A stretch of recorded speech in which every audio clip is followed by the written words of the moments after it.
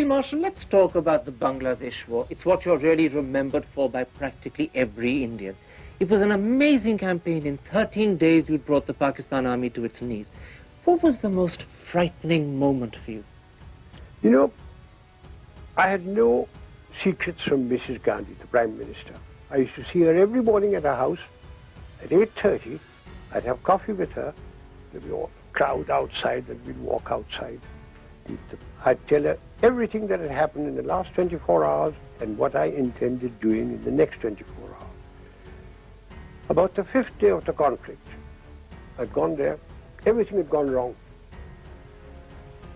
The Navy had lost the kukri. The Air Force had lost a lot of aircraft on the ground. My advances in Bangladesh were halted. And as usual, I'd gone there, had coffee, and I said, Prime Minister, I've got bad news for you. I told her what had happened. And she looked at me and smiled. You can't win every day, Sam. And then she turned around and said, anyway, Sam, we won't tell anybody.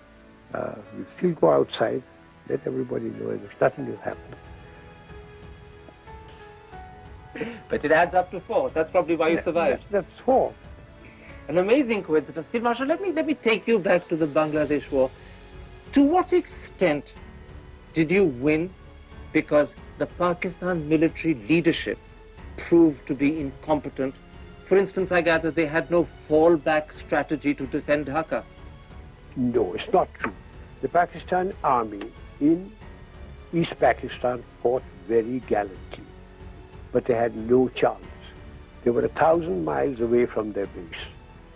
I'd had 8 or 9 months to make my preparations. I'd got a superiority of almost 15 to 1. They just had no chance, but they fought very gallantly.